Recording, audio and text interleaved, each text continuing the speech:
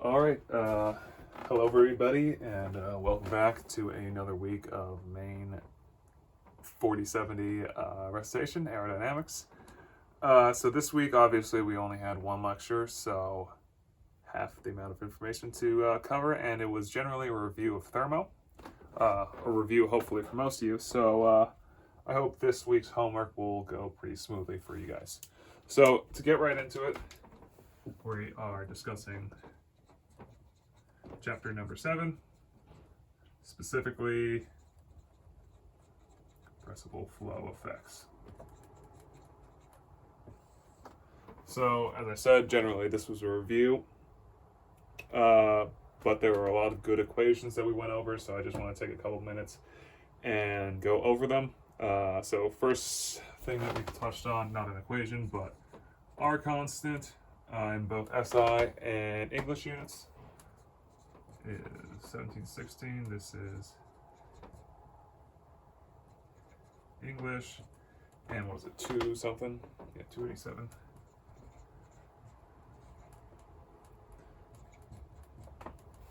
So this is our R constants. We also discussed the fact that we're going to be making a few assumptions in this chapter, namely that CP is constant,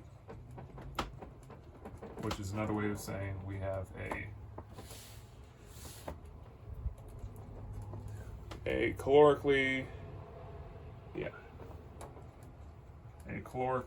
perfect gas. Additionally, what do we go on to? We discuss enthalpy, which is an equation I'm sure you guys have seen before. E plus PV. Obviously, in turn, dH is equal to Cp dt. Another useful one. We also talk about the two the two constants, Cp and Cv, and how they relate to gas constant R. Additionally, we introduced the term gamma, which is the ratio of these two constants. And for air, generally gamma is approximately equal to 1.4. That's an assumption that you can make for most things. I think prop sys, we use this quite a bit. It's just a useful thing to know. You can also rearrange some stuff and solve for Cp in terms of gamma and R.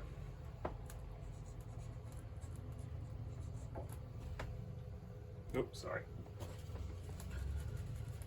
That'd be a negative number.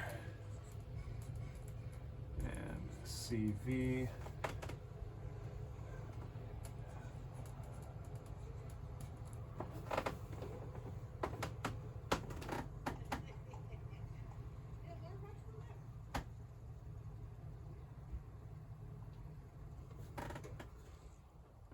we also discuss some entropy equations. So delta S, which I think in lecture we went over it as S2 minus S1, is equal to Cp natural log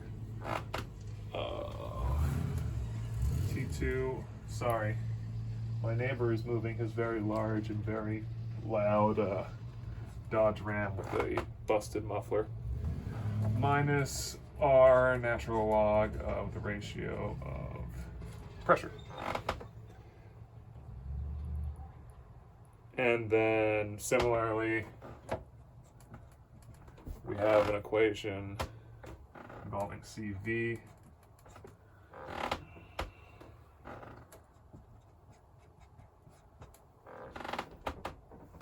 and the specific densities.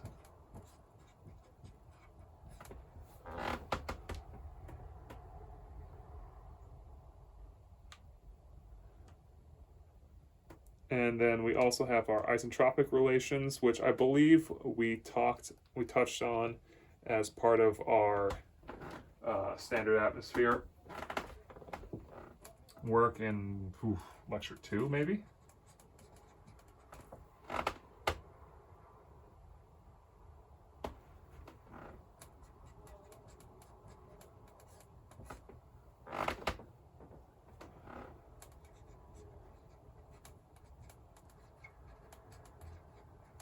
those are rows, not 3. I lost 10 points on a physics 2 test one time for that. Oh, sorry. 1, 2, gamma. Oh, and we also talked about our stagnation enthalpy. Stagnation is generally denoted as a naught. So H naught is H plus velocity squared over 2. And we also come to the useful idea that if the stagnation pressure and density are constants, then we can say that the flow, or whatever we're looking at, is constants everywhere. We can say that the flow is steady and isentropic. So that's a useful little fact. Generally, maybe a question will say that it's steady and isentropic, and then you have to infer this. So that's a good thing to keep in mind. All right, so the next thing we discuss are shock waves.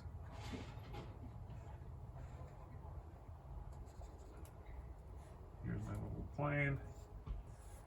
And a shock wave, so generally shock waves can be thought of almost step function jumps in the fluid's conditions. So if you're looking at pressure across the shock, it might do something like this, where it's not technically discontinuous, but this region is so small that you can generally treat it as almost discontinuous. So this is our little delta P plot. So we will start off looking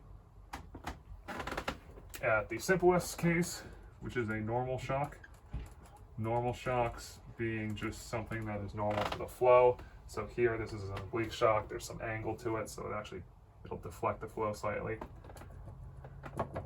A normal shock, you simply have some shock that's not deflecting the flow, and it's completely orthogonal to the direction of the infinity. So we go through some pretty useful equations. We have our continuity equation. Again, you probably guess what it is. Just conservation of mass. We also have our momentum equation. In this situation, it is pretty similar to Bernoulli's looking thing. I don't know why I switched to, but I guess we'll go 1 on this side. And then we have our conservation of energy equation.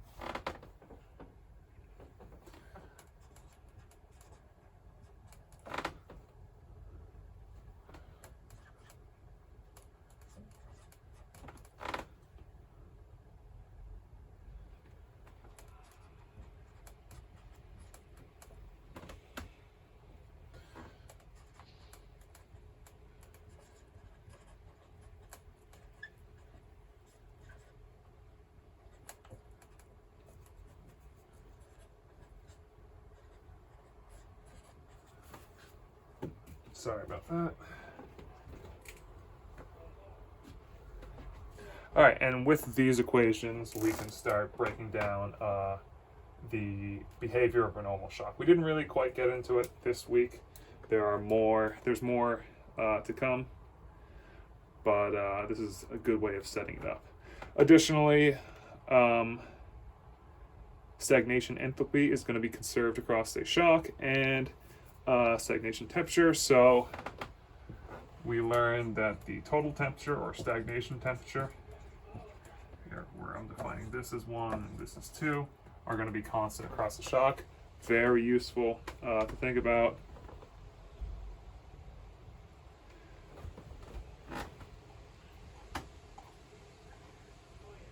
And then one of the last things that we discussed was speed of sound in a calorically perfect gas being A is the speed of sound equals the square root of gamma RT. So the speed of sound is now just simply a function of temperature. Very useful. You use this a lot in a lot of different classes. It's a good one to have memorized. You probably will inevitably have it memorized. Okay, so as I said before, we didn't cover a whole lot of material in this week, given that we only had one lecture. So in turn, your homework, I think, should be pretty simple. I tried to make it a little bit easier because I know homework 5 was a little bit more involved. So I'm not really going to go through and talk about the individual problems. There's 4 of them. The one thing I will touch on is for problem number 4, we're dealing with a normal shock, and it's asking you something that requires an equation from the next lecture, the very beginning of the next lecture. Still dealing with normal shocks, and that's talking about the Mach number before and after a normal shock. So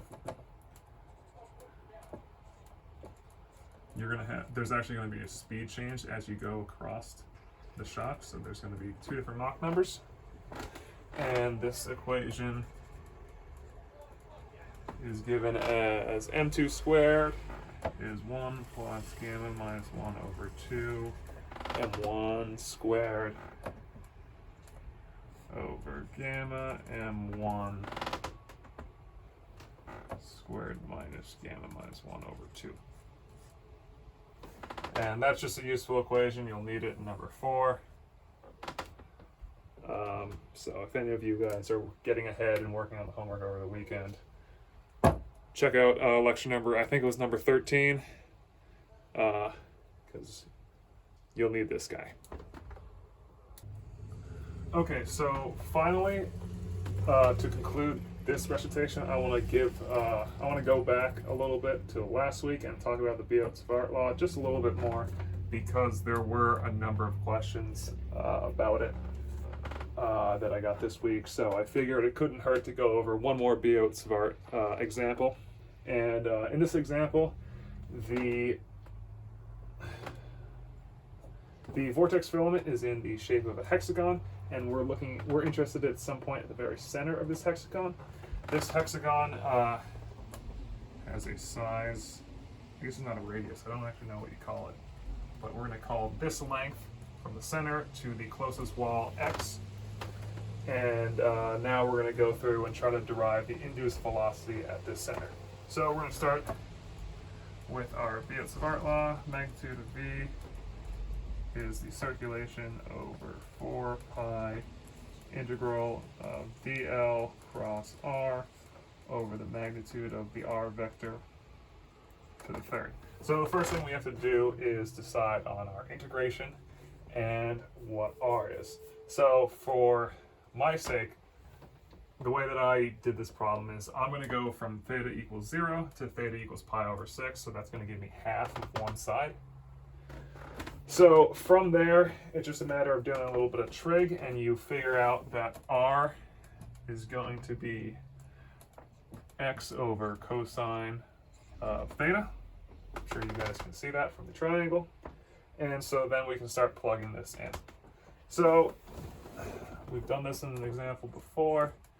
dl cross r, we can let that as equal to negative r dl, and we can also let dl equals r d theta.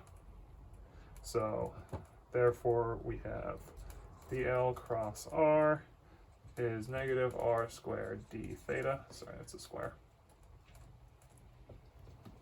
So if we plug this information, so we have this and this, we're going to plug into the Biot-Savart law. We then in turn end up with V is negative circulation over 4 pi integral from over r d theta. Sorry, now I want to plug in what we know is r.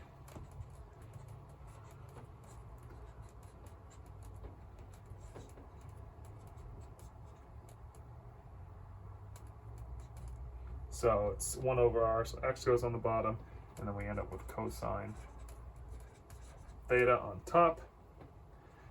Do the integral.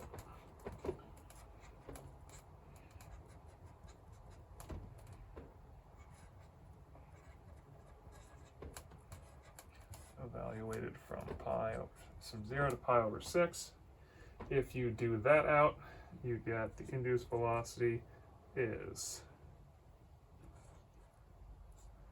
positive circulation over, because this works out to -1/2, over 8 pi x. But this is not the total circulation. This is this is not the total induced velocity. This is only the induced velocity for this particular section. So hexagon, 6 sides, and we've only looked at half of one side. So we're going to multiply this all by 12. And then we end up at our final answer, where the induced velocity is 3 times circulation over 2 pi x. And then that's it. Hopefully, this was actually a exam question that I took. It was 2017.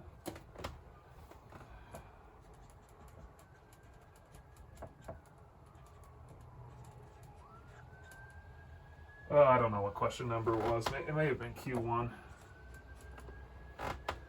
So hopefully, just giving you guys another example kind of helps, because I know this equation can look intimidating if you don't really understand how to set up and approach the problem.